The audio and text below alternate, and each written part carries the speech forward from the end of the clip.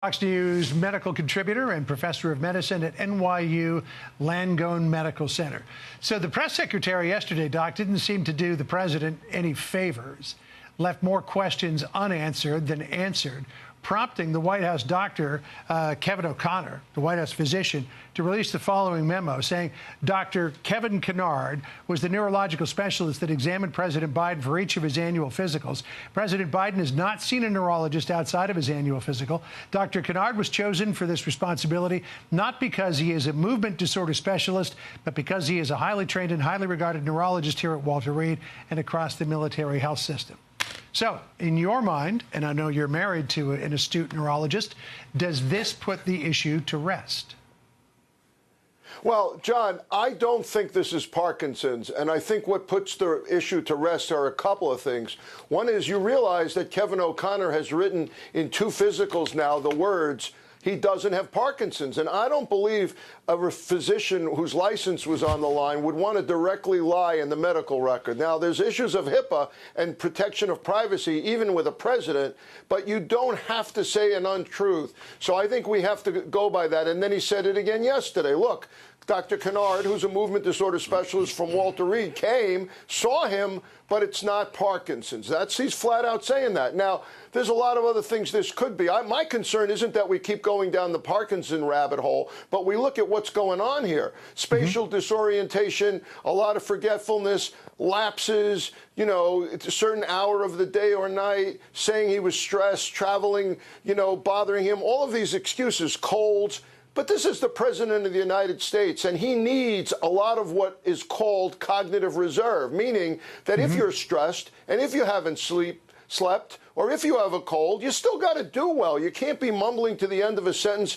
Sentence starts one place, ends in another. I feel bad for the president because, to me, it's clear he's suffering from some form of cognitive impairment or dementia, and it doesn't matter, actually, what's causing it. Now, John, if you want to know what I think is causing it, I think it's that he has atrial fibrillation, which is an irregular heartbeat, which you're very familiar with, which can lead to different amounts of blood flow to the brain if you're in that rhythm. And then he had aneurysms repaired in 1988 with a bleed. All of that can lead to long-term cognitive impairment or silent strokes. So that leads me to this point.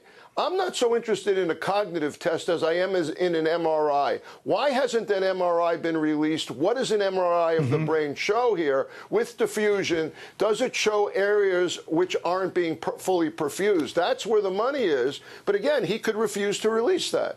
Doc, I'm with you on the atrial fibrillation thing. I've been talking about that for months now, because before I got it fixed up at the Cleveland Clinic, I would have episodes, and when I got into that, I could barely even remember my own name. But why don't they put forward Dr. Kevin O'Connor in the same way that Obama and Trump did Dr. Ronnie Jackson to answer questions from the media? They really should. And I want to point out something historical. In 1955, let's go way back to before we were born even.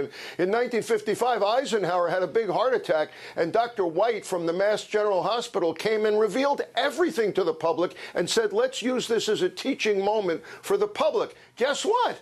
I got reelected the next year. I don't think the public, well, maybe times have changed, but I think O'Connor should be front and center and should be answering medical questions so we feel that there's some transparency here. With an election coming up, we're entitled to know.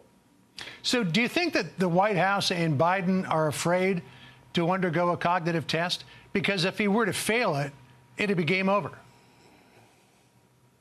Yeah, that's a really, really good point. I've been thinking about it exactly that way. The cognitive tests, like the Montreal Cognitive Assessment, where you recall words, and then you're asked to identify shapes and objects, or the mini mental status exam, these are 10 to 15-minute tests. And, they're the low bar, John. They're supposed to be for mild cognitive impairment, not something more advanced.